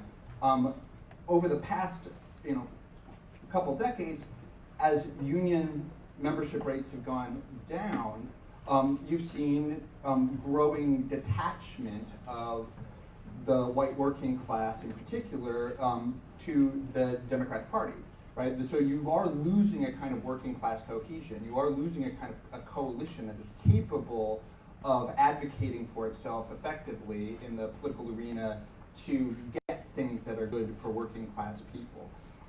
And over the past, and that shows up in the huge migration of non-college whites out of the Democratic Party into the Republican Party since Obama became president. Right? Before, there was no clear division in terms of level of education in terms of where college and non-college Americans were likely to vote. But now it's opened up a huge gap. People with college degrees are Democrats by a margin of about 13, 14 points. Whites without degrees are Republicans. And that division is part of the sort of rampant polarization, toxic polarization that we have. And part of the explanation for that, it just genuinely is the breakdown of unions. Melissa. All right, I'll take technology. I suppose because I am vehemently not in the robots are coming to take all our jobs camp, and I hate the vision of the world where that's a reality we have to deal with, and 10 to 15% of people are going to be extraordinarily productive and rich, and we just have to sort of subsidize the low wages of everyone else. That does not have to be our destiny. Technology is coming, it's here. Excuse me. We shouldn't try to fight it. We shouldn't try to tax the robots. We should encourage the adoption of productivity enhancing technology, and we should prepare our workforce to work alongside artificial intelligence and robots, rather than try to think that we could keep making workers sufficiently expensive actually and keep the robots out. Like, I don't think that's the productive way to go about this. And it's also not the case that technology in practice has only benefited the wages of the college educated or the high educated workers, right? Technology has also made home healthcare workers more productive in certain cases, nursing home workers more productive because it helps, like, machines help lift heavy patients. Technology has made truck drivers more productive, GPS, etc.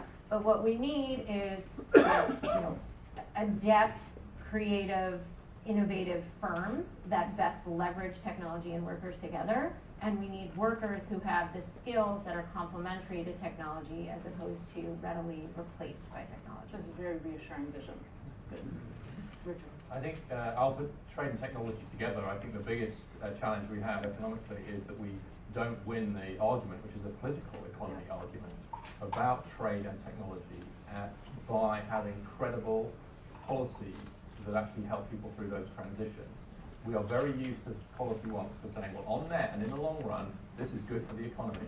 But what that means is that right now, somewhere, some people are getting screwed by this change. And if we don't take that seriously, which we didn't used to, and I didn't used to, we're in trouble. I'll give you one example as a fact, which is that before the Trump tax bill, which I have many problems with, but some things were good about it. Before that, for every dollar that the US was spending on trade adjustment assistance, I'll bracket the effectiveness of that spending for the moment. But just every dollar we were spending on that, we were spending about $25 on subsidies to elite colleges. And I don't think you have to be a crazy person to think something's gone wrong with our fiscal economy when we're spending 25 times as much on the tax subsidies to elite colleges as on trade adjustment assistance. It needs to be better, but that spoke to me is that actually we, the policy elite, particularly those in the center, were incredibly complacent and borderline disrespectful about the impact some of these policies are going to have. And we are, to some extent, those chickens are coming home. Wonderful. Wow. Okay, well, please join me in thanking our phenomenal.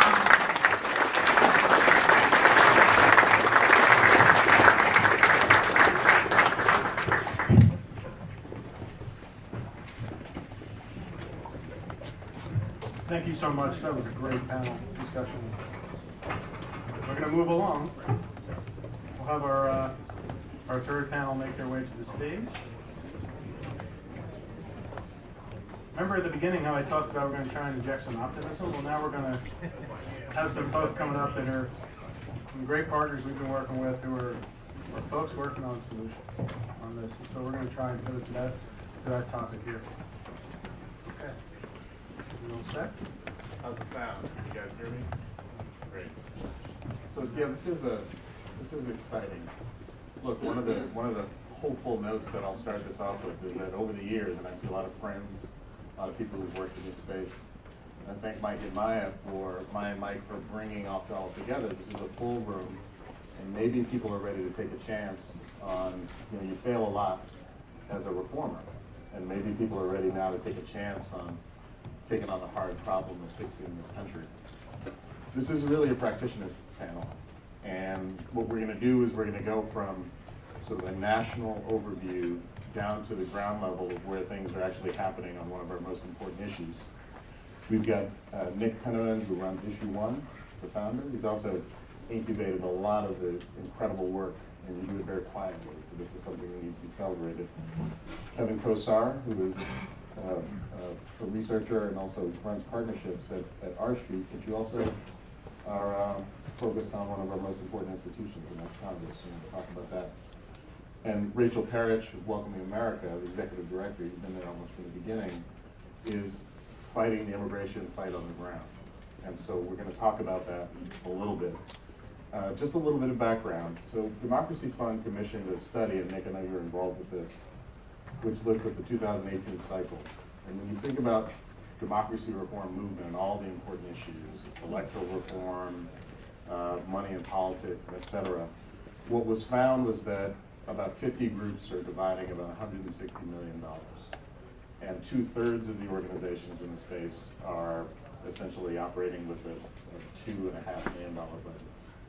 Compare that to, and this is a conservative estimate, little c conservative, the $5 to $7 billion that will be spent this cycle on the presidential race, and trying to elect senators and congressmen and women. We have been outmatched and outgunned for a while now. That number may tick above 200 million this year because of the efforts of people who are trying to bring more resources into the space. The work as a practitioner is hard and can be very lonely. So one of the things people can find themselves is they can start out their work in this field in a hot area where it seems like there are more resources than others, but then that area could cool. So one of the more difficult things for any practitioner or funder or thinker in this area is to stay the course on their theory of change through that. What I have seen is a rise of the talent level, diversity of thought, and experience come into this space. And so what I'm going to ask Nick to do to start us off is just to give us a sense of where we are in the area you know the most about, democracy reform. Just make sure you give people a sense of what issue 1 is trying to accomplish and what you've done over this time. Sure, and I'd also point out that that there was a Gallup poll that came out. Oh, by the way, Mike and Maya, thank you so much for doing this. I mean, you guys, the fact that you've married up kind of economy and broken politics is in and of itself a really important move, but this is also a fantastic crowd. I was noticing when Maya was running way over that Mike started coming up, and I don't know if you guys have seen The Irishman, but I was having flashbacks of like maybe he's Pacino, or you're Pacino, and he's De Niro, actually, in a way. Anyway, there was a Gallup poll that came out in December 27th, 2019, in which people were asked to rank in order of importance to them the biggest crises facing the country. The number 1 was the government, broken government. Number 2 was immigration. Number 3 was economy. Everything else, by the way, was in single digits. So, and we've seen for the last 3 years that rise significantly. Now, obviously, you have to kind of disaggregate that. What do people think when they say broken government? But I think that what we're seeing with the American public is that they're leaning into the very theory of change that Mike and Maya are representing here, which is that you can't fix the other stuff unless you first fix the political system. That's the revelation that they've had at CRFB. They can't fix the budget unless we first have a political system that's capable of fixing stuff. So that's one piece of very good news. I think that for the first time in my lifetime, the public has recognized that unless we get our political system back on track, nothing else happens. So I typically break down broken politics into 3 categories: voting, money in politics, gerrymandering, and congressional functioning. On all of those fronts, all 4 of those fronts, we've seen declines in the last 30 years, except for maybe voting where, roughly 50% vote in the presidentials and, maybe 60% like Obama, and then, 40 to 50% in the midterms, in terms of voter turnout. But in terms of gerrymandering, we're now down to, roughly 10% of the seats in Congress are actually competitive, 90% are non-competitive. In terms of congressional functioning, Kevin will talk plenty about it, but we obviously have witnessed before our very eyes the kind of car wreck in the middle of the intersection that is the current Congress. And money in politics, every measure of money in politics has gotten worse. The amount of money in politics, the amount of dark money, the amount of time members of Congress have to spend fundraising, it is the Wild West. So it's no great revelation for all of us who are having this conversation that those factors have led to a fundamental breakdown of our ability to solve problems as a self-governing people. The other piece of good news is that we are seeing an increase in activity in all of those areas. Still not enough. I mean, Khalil mentioned the 150 million, and just to give you guys a sense of scale, the annual budget of the Sierra Club is about $150 million. NRDC, 170 million. Environmental Defense Fund, $140 million. Nature Conservancy, $1.2 billion. Okay, so that's in other sectors in society where they have to accomplish stuff. That's what scale looks like. So for the fact that the entire political reform sector itself is at 150 million gives you a sense of how utterly starved this fight is for resources. And how ironic, by the way, that in America, in the modern torchbearer of democracy, the least invested in social change sector is the democracy sector. So that needs to change. And there, I think that as positive signs of progress continue to emerge that will help philanthropists lean in. So on gerrymandering, we've seen some great efforts across the country, led in large part by Common Cause and the Brennan Center and others, to accomplishing redistricting efforts. On money in politics, we're seeing great stuff at the state level. At the federal level, as you guys know, in Washington, it's a tough fight. On voting, we're seeing great innovations around voting reforms like ranked choice voting, which we can talk about later, that represent us and some other groups are leaning into. And then on congressional functioning, we at Issue 1, along with a bunch of other organizations, are really backing the Select Committee on the Modernization of Congress, and you're going to hear from Congressman Kilmer and Congressman Graves later about that. So the good news is that the revelations occur with the public. The other piece of good news is we're seeing great innovations and activity at the state level. And then at the federal level, we're seeing, I think, a kind of coming together, a gelling of efforts and energy akin to something we haven't seen before. Thank you for that. So my career as a reformer has been organized around helping business people come into this political space. And like my two friends in front, who've been CEOs of Fortune 100 companies, Fortune 500 or 100 companies, they tend to be very rational. And they look at Congress and they don't understand how Congress can be so consistently irrational in making their decisions. How they organize themselves, how they pick their leadership, how they deliver value to their constituents, how they spend their time, which is, it used to be 90% raising money, 10% on everything else. I don't know what the ratio is now. Probably hasn't changed that much. So Kevin, you've been spending a lot of time thinking about this. So what I also find is that for new reformers, there's a magic to the House or the Senate or both. They think that if we can change that, there's going to be a lot of value moved out into society.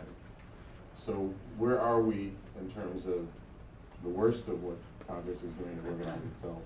And then what are the reforms that you and others have been advocating to make it better? Well, we've made progress in the past 5 years, but there is a long, long way to go. One of the structural problems, since we're talking about systems here, one of the structural problems with Congress is that nobody's really in charge of making it work as a whole. When you think about it, it's a very complex animal. You have 2 chambers, and then in each chamber there are a couple dozen committees, there's all sorts of subcommittees, there's various power centers, leadership offices, and things like that. It's an aggregate, it's not an organization proper. And each part of it have their own kind of parochial views of things, their own interests in things. And so collaboration does not happen easily. Everybody wants to kind of protect their part and also focus on getting themselves reelected. That's the kind of existential challenge. You can't do much good here if you can't stay here. And so that basic problem, who's in charge of this institution and making sure it runs well, it's been around for a long time. Now, once upon a time, 50, 60, 70 years ago, there were a lot of institutionalists in Congress. These were people who viewed the Congress as something special. It was their job to take care of it. Certainly it was married with self-interest. You think about some of the powerful children who used to run things in this town. They made out quite well, but they also took care of the institution as a whole. It's not clear to me that there are too many of those folks around anymore. And as a result, the system has just kind of run amok. Congress is the center of our political system. It's the first branch government, and it has an immense amount of demands placed upon it. You have 300 million people in this country. You've got interest groups left and right. You have the federal government's policy reach expanding every year, more and more duties and responsibilities. Yet the capacity of the place has just utterly lagged. It's astonishing that Congress, as an institution, has fewer staff than it did in the 1980s. It has fewer committee staff than it did in the 1980s. The nerds at the Congressional Research Service, GAO, CBO, the late great OTA, these are the folks who provide institutional memory and nonpartisan advice for Congress.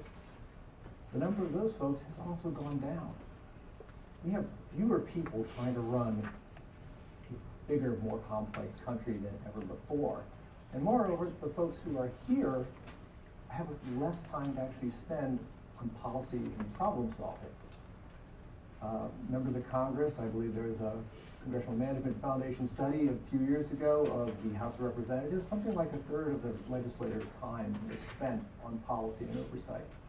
The rest of it spent doing other stuff, raising money, constituent service, public events, glad handing. They're spending less time doing it. Congressional staff, when we surveyed congressional staff, we saw something astonishing. Not only are there fewer of them, we have less who are working here in DC, more are back in the district. And a rising percentage of those who are here are doing communications work. Again, not policy, not oversight. So the system's capacity to solve the challenges has been greatly diminished, and there's a yawning gulf there. And what we've been trying to do as part of our Ledge Branch Capacity Working Group is to get people to think in institutional terms. Think of Congress like a firm, ask yourself, can it meet the challenges, and if not, give it the resources it needs. And I think we're starting to make some progress on improving the resourcing, but again, we've got a long way to go. Before I pass on to Rachel, what can an outsider do? So influencing Congress and somebody's congressional office is like influencing somebody else's family, right? This is something that should be done carefully, probably by a minister or a rabbi. So what can an outsider do to influence Congress? Well, the first and probably easiest thing to do is quit encouraging it to cut its capacity.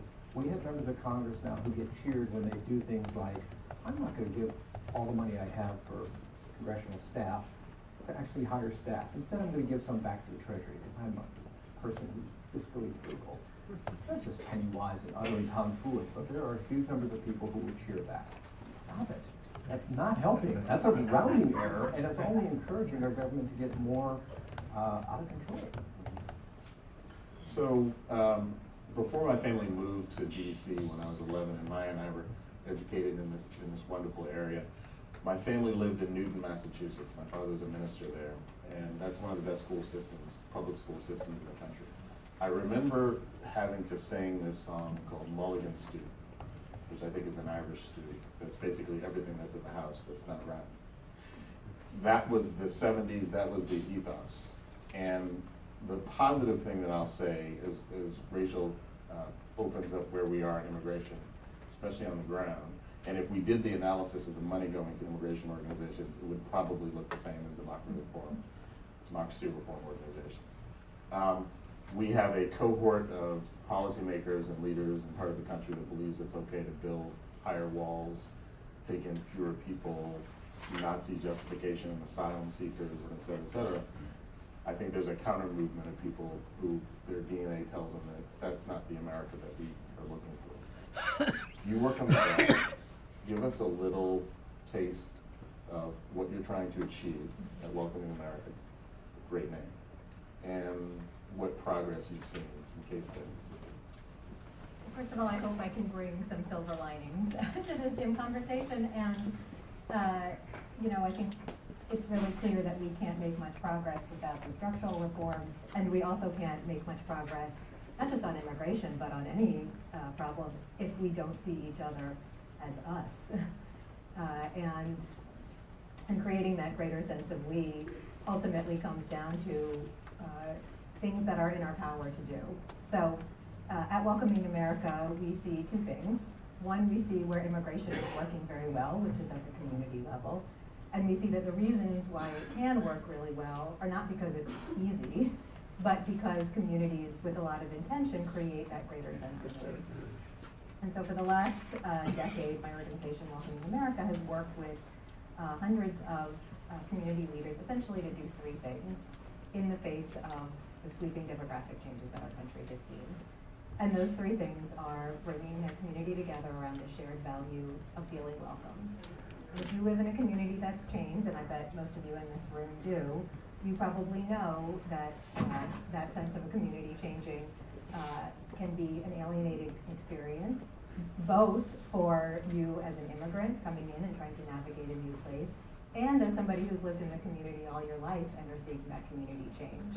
So it's very important that we create that sense of welcome for everyone. And the second thing is about bringing neighbors into relationship with one another across all kinds of lines of difference. When you've got language and cultural barriers in the way, it's not easy for that to happen. So we need to, with intention, create the opportunities for new neighbors to get to know one another and see each other as neighbors, as Americans, as Atlantans, as Washingtonians. And the third thing that communities are doing is reducing the barriers that people face to participating, whether that's civically, socially, and economically. And those things aren't sort of theoretical ideas. Those are the kinds of things that are happening every day in hundreds of communities across the country, and I'll share a couple of examples with you. So the first example is Nashville, Tennessee. It's actually the origin story of Welcoming America. Like a lot of other places in the country, Nashville went through a period of pretty rapid demographic change. So if you don't know this, our country saw the largest wave of immigration that we've seen in the last 100 years take place, and people by and large, although they continued going to some of our big cities like they did in the last wave, they also went to a lot of small towns, places that were unfamiliar with demographic change, and that was just something that's new. And in that newness of that change, there can be a lot of fear. And so Welcoming Tennessee was an initiative that helped the community move past that fear, bringing people together on the common value of feeling welcome. That moved Nashville to a different place. Today, folks are able to participate more. And coincidentally, Nashville saw a booming economy, actually the largest job growth. Nashville became the fastest job creating economy in the country during that period of time. And we went back with the National Chamber of Commerce and looked at is there a relationship between this idea that the community intentionally wanted to be more inclusive and that economic growth? And it was very clear when we talked to local leaders there that they could not have built their economy, attracted employers if they had not made that intentional tack toward becoming more welcoming. Because who wants to live in a community where your kids are going to get bullied in school, your spouse is going to get dirty looks in the street? So that was very important to Nashville, and they've seen the benefits of it. Dayton, Ohio, and I'll just give this last example. Dayton, Ohio is another city in 2011, brought the community together, said what would it look like for this community to be a more welcoming place for all of us. They created the Welcome Dayton plan out of that. That work still continues today, focused on helping more folks open businesses, buy homes, put down roots, send their kids to schools where their kids are going to belong. And that effort has helped reverse about a 50-year trend for population decline in Dayton. You can imagine the economic benefits of that. So we know it's not an easy thing to do in a community that's changing, but we see that there is tremendous value economically, socially, civically, not just for those communities, but for our country.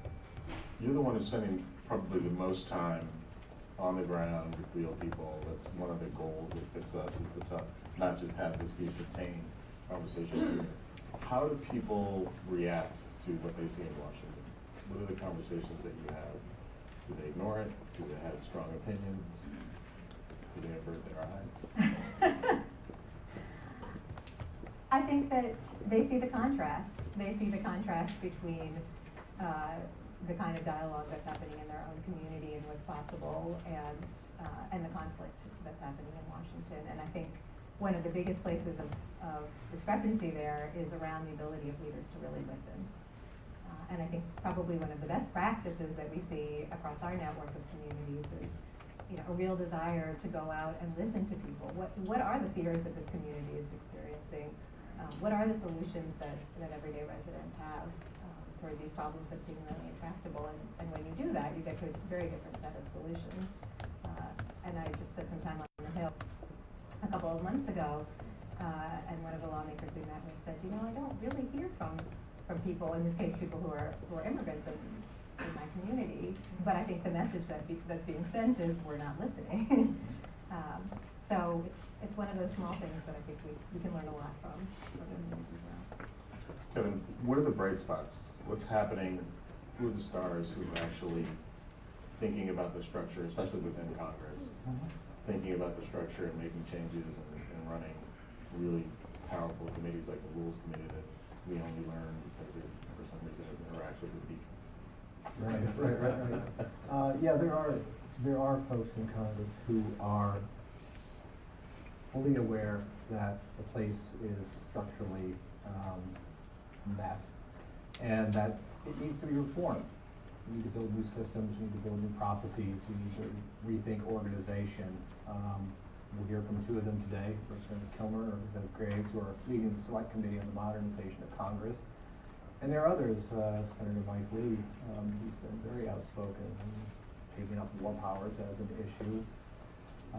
Mike Gallagher, Representative, he's also very into this, Representative Sarbanes. I mean, there are folks out there talking about it. One of the problems we run into is that congressional reform, except amongst a crowd like this, most people go, you know, I think the public generally believes Congress should be reformed, but they're not really interested in the details. As we heard on one of the earlier panels, they tend to be focused on outputs. Are you getting stuff done? And that creates a conundrum for the media. I think the media want to be responsible and want to report the news, but they don't want to write snoozer stories. Especially with the internet these days, if you're writing stories and you're only getting a few hundred reads, you're not going to be a media person very long. You have a strong incentive to write stuff that's sensationalistic and emphasizes conflict. And so that's the type of coverage we get. So there's a lot of good stuff going on. There's a budget reform bill. Mike Enzi in the Senate, his committee reported out a budget reform bill. It was built through consensus, it's bipartisan, it's got promise. The amount of media coverage it got, very little. Because, well, hey, what's the story? What's the angle? Nobody's bleeding. You know, nobody's calling each other names. The system's working. That's boring. A lot of good stuff is happening on the Hill, and I think one of the things that I would put out there as a challenge is trying to figure out ways to elevate that. Because if the public is only hearing about the car wrecks and the bad stuff, and trust me, there are plenty of car wrecks. No problem with that stuff getting coverage. But if that's all we're getting, no wonder people are depressed about the system. So Nick, you and I have sort of been through the ebbs and flows. When you and I met each other, money in politics was an important issue. Shelved because people are making the practical decision they're not going to disarm on the left, and when they consider this a moment of existential threat. We're in the ranked choice voting era. Two-part question. One, just predict, where do you think the momentum is going to be over the next 5 to 10 years? Where do you think we'll see wins, and why? And what are the necessary conditions that are required to bring those wins about?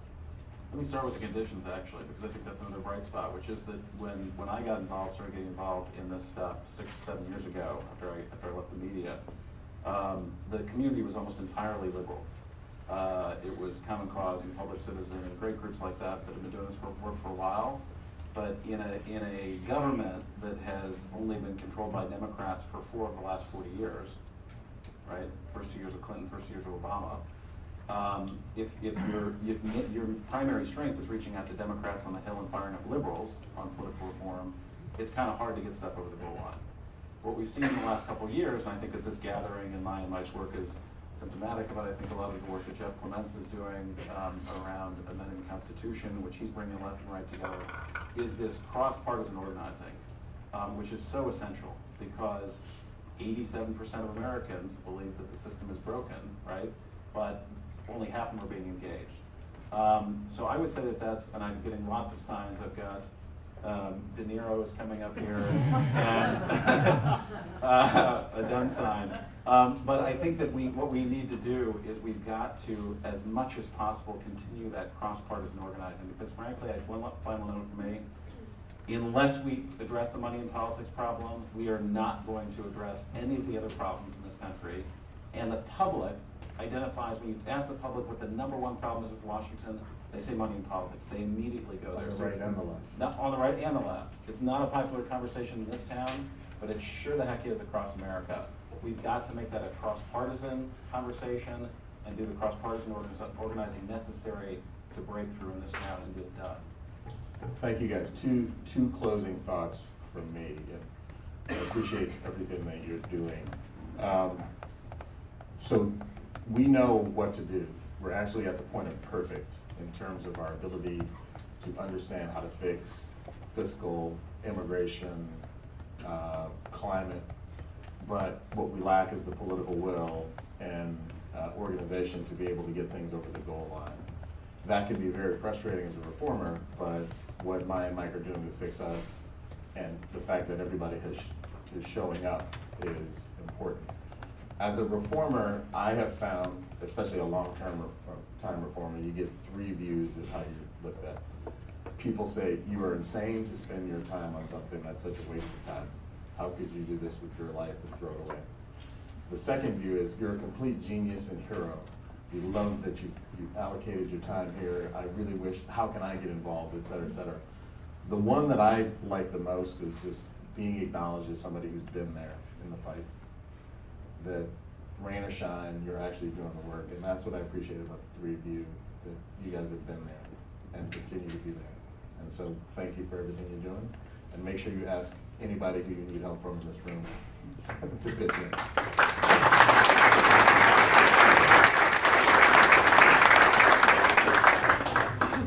Thank you, Khalil. Thank you, panel. That one could have gone along a lot longer, but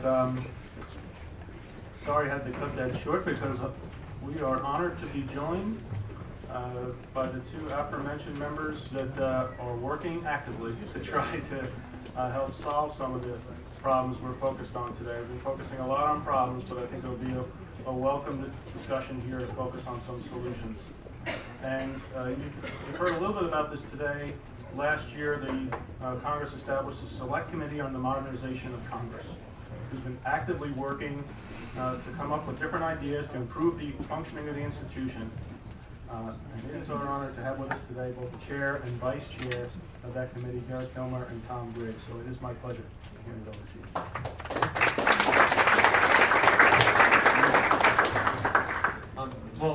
First of all, thanks for having us.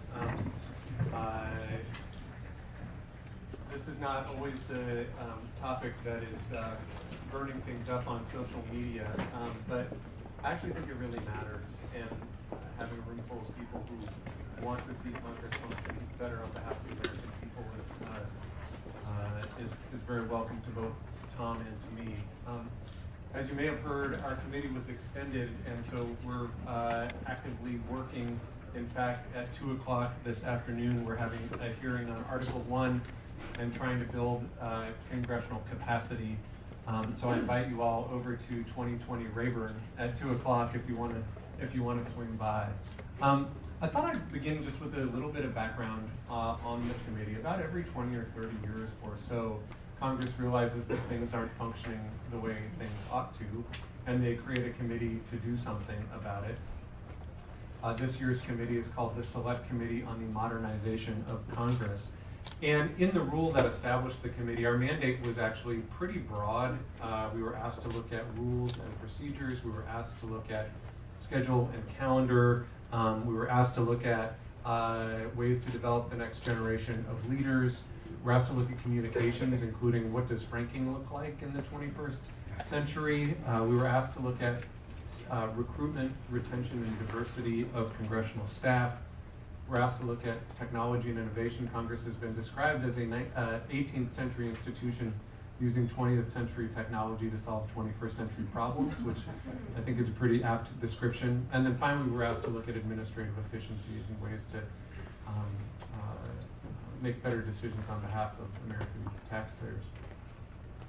And we've also decided to look at issues that aren't necessarily defined in the rule that established us, including things like budget and appropriations process, which inevitably will be part of the hearing that we have today. We don't have legislative authority, but Tom and I, when we kicked off this effort, I think both of our staffs punished us with a bunch of CRS reports about failed select committees. And I think one of the things we came away with was it would be a mistake to simply wait till the end of this and try to produce a report. But rather, we've chosen to do rolling recommendations that we would then turn into legislation. And in fact, for those who want to track that legislation, the first bill was introduced last month. It's HRES 756 that incorporates our first 2 rounds of recommendations into legislation that has been referred to the House Admin Committee. And then this most recent set, again, you can expect that we'll be introducing legislation on. That sets us apart a bit from the prior iterations of these committees. There's some other things that we're doing that I also think set our efforts apart. When our committee was established, it was set up to be truly bipartisan. 6 Democrats, 6 Republicans. Tom is not the ranking member, he's the vice chair, but we really work in collaboration. There's not a committee hearing that we've had where the two of us haven't been at the table defining who do we want to hear from and what's the topic and what are the threads that we want to pull on. On top of that, we have shared staff. So historically when these committees get created, or any committee in Congress gets created, you get your funding and you do some semblance of arithmetic, usually dividing by 2 or 2/3 to one party and 1/3 to another. What we did is and the Democrats use their half to hire people who put on blue jerseys, and the Republicans use their half to hire people who put on red jerseys. To Tom's credit, we agreed not to do that. We just decided to put on jerseys that say "Fix Congress," and so we have a shared staff. Some of the people have a Democratic background, some of them have a Republican background. In addition, we've really tried to solicit input from our colleagues. We've held literally hundreds of sessions with House staffers and with House members. We've gone to every coalition that you can think of that would allow us in the room, and really tried to engage people who know more than we do about how to make Congress function better on behalf of the American people. I guess the other thing I would say on this front, we have now already passed unanimously 45 recommendations, and we are most certainly not done. We've already last week sat down as a committee identifying areas where we can find some common ground and hopefully continue to make some recommendations. We've also played around with some small things. So for example, we don't sit with Democrats on one half of the room and Republicans on the other half. And even when we had a hearing looking at how do we build a new generation of leaders in Congress and talking about professional development, we gave the gavel to the freshman members of the committee to have them run the hearing, which I was told was insane, but I think it's actually important. I also just want to quickly highlight a couple things, a few of the recommendations that we've passed in the civility space. It was perhaps an unusual irony that on the day that the impeachment inquiry started its public hearings, our committee had a hearing on civility in Congress. And we've already passed some recommendations in this space, including offering new member orientation in a nonpartisan way and promoting civility at the new member orientation. We heard when we had our member day hearings, folks who said, geez, I showed up in this place and even at orientation, Democrats get put on one bus and Republicans got put on another, and you get tribal right out of the gate. One of the recommendations we've made is looking at space and how to use space in a way that fosters bipartisan collaboration.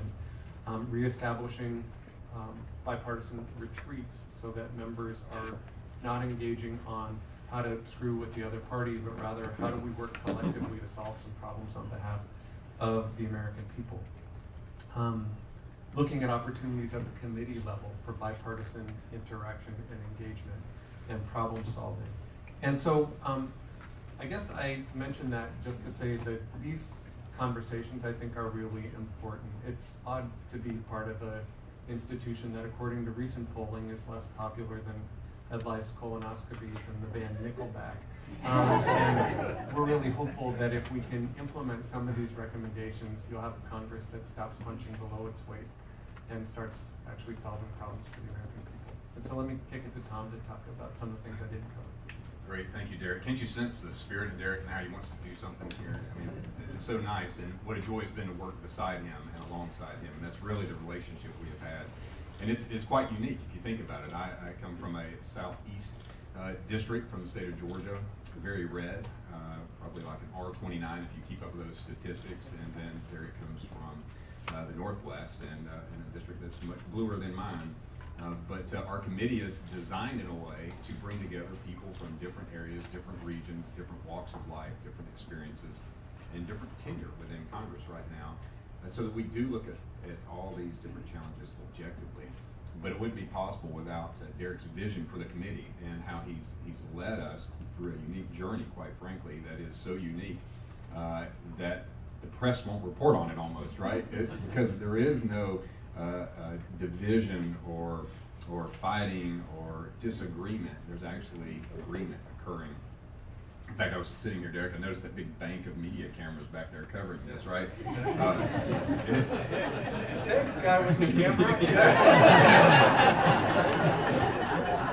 And you know what? We're okay with that.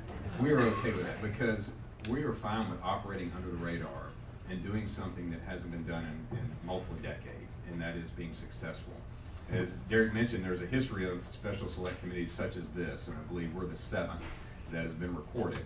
And 4 have succeeded, 2 have failed, and we are yet to be determined, but I believe we've already succeeded.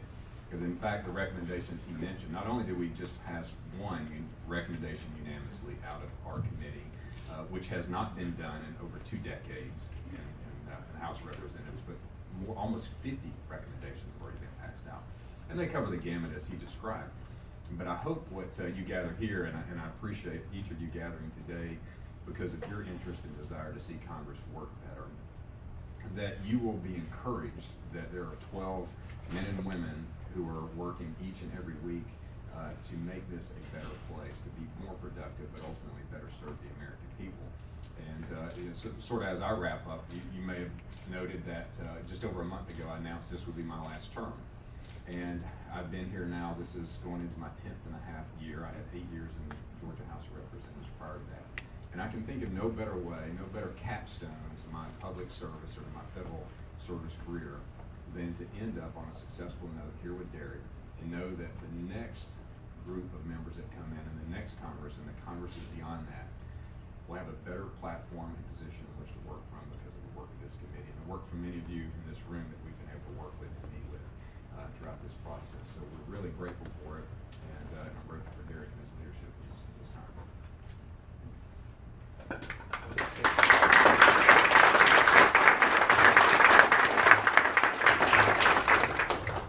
I know that you both have busy schedules. I don't know if you have time for 1 or 2 questions here.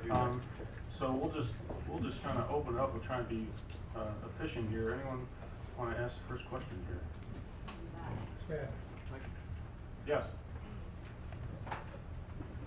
You talked about what you have and what the media are reporting are the so-called hundreds of bills passed by the House that the Senate is not taking up. Can you address that or compare that to what has been passed in the House versus what you have planned? Were you able to hear that? I can repeat it. It was when I was asking, there's a lot of bills that have been held up, not passed in the Senate. Do you have any views on what can be done about that?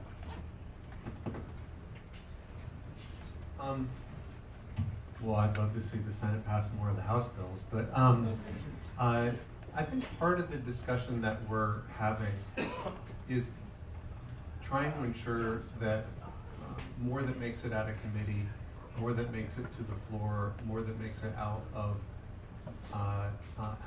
each chamber has a path in the other body in hopes by trying to have more bipartisan legislation. Now, a lot of the bills that have passed out of the House have been bipartisan, and I don't think as members of the House either of us can really speak to what of those bills has a chance to move and what doesn't. But on the front end, part of the recommendations that we're talking about, you know, I've never been part of a functional organization that didn't at the front end say, what do you want to get done? You know, what do we want to accomplish? And trying to encourage that both at the level of the entire House, but also within each committee, trying to have some incentive for committees, not just the majority, but majority and minority, to sit down at the front end and say, okay, together, what do we want to accomplish? I think that actually might grease the skids for some of that legislation to make it all the way to the finish line. Yeah, Paul. Two-part question. One, is there a Senate equivalent of what you're doing? No. Any hope of one? Yes, no. So I've actually had a few Senate members reach out and a few former senators reach out and say, this is great that the House is doing this. Tell me more about it because we may want to replicate it on the Senate side. The follow-on to them is just, and so leadership. You know, there's a public perception that leadership is interested in perpetuating leadership and may or may not be the beneficiaries of the current dysfunction. in the tribal world we live in?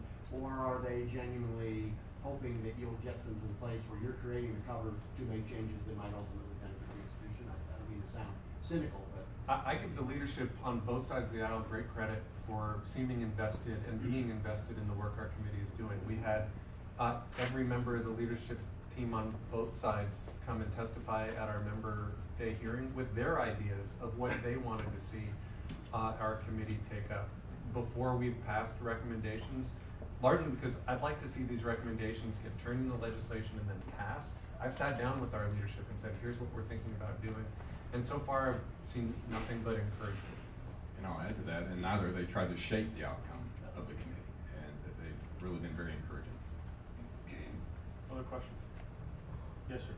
Paul Ryan, when he was in Congress, de-fixed the earmarks, and over the years, I'm reading here and there's a bit of buyer's remorse on that, saying, well, really, the earmarks, bad as they were, that was the grease that made deals happen. Has your committee looked at that at all? So this afternoon, we're having a hearing at 2 o'clock on largely sort of Article 1 and the authorities and capacity of Congress. Having seen the testimony of our 4 witnesses, at least 2 of our witnesses are going to speak to that issue. And I think it's something that the committee hasn't necessarily landed on any recommendations in that regard, but it's a subject that has certainly come up, including at our member day hearing, and that members of the committee are at least talking about.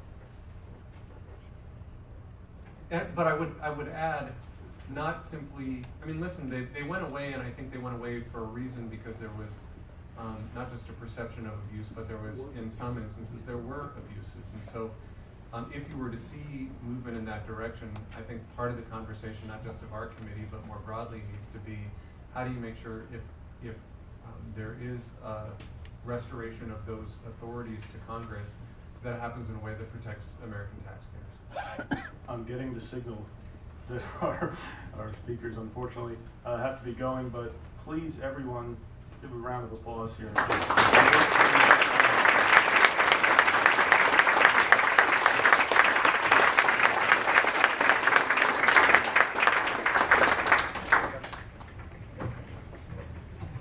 Okay.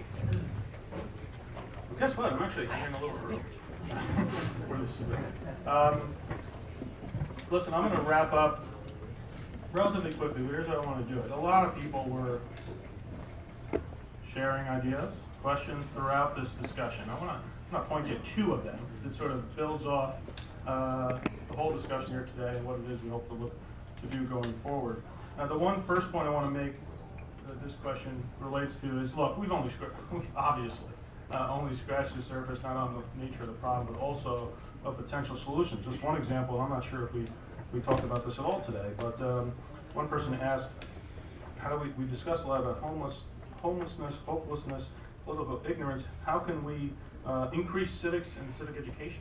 I think that's one thing that people have been talking about a lot, and we haven't talked about that at all today. So one point is, we've only scratched the surface in talking about a lot of these issues and potential solutions. And then the next question I'll land on here is, how do we connect FixUS from an organization into a movement? That's one question. We've heard the word movement said a lot today. Well, here's my thought on that.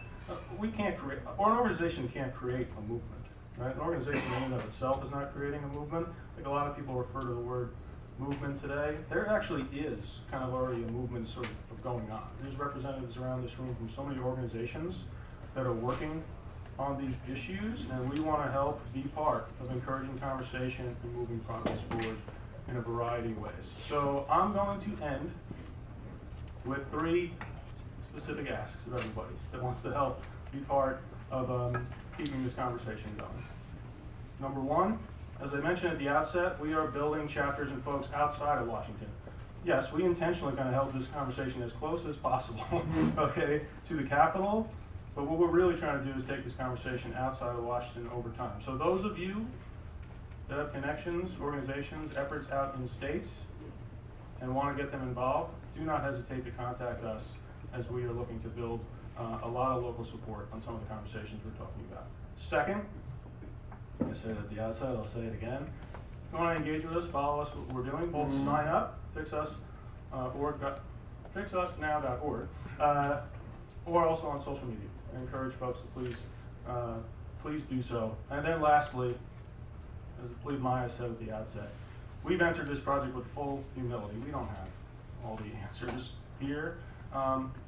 We're looking to partner with as many people and individuals and organizations as possible. So to the extent that anyone has ideas, please share them our way. And the last thing I'll say is we wanted to encourage a conversation. Please, we have this space for another 20 minutes or so to a half hour. So folks can please feel free to stick around, network, connect with each other, build new relationships. And with that, just thank you all so much for being here.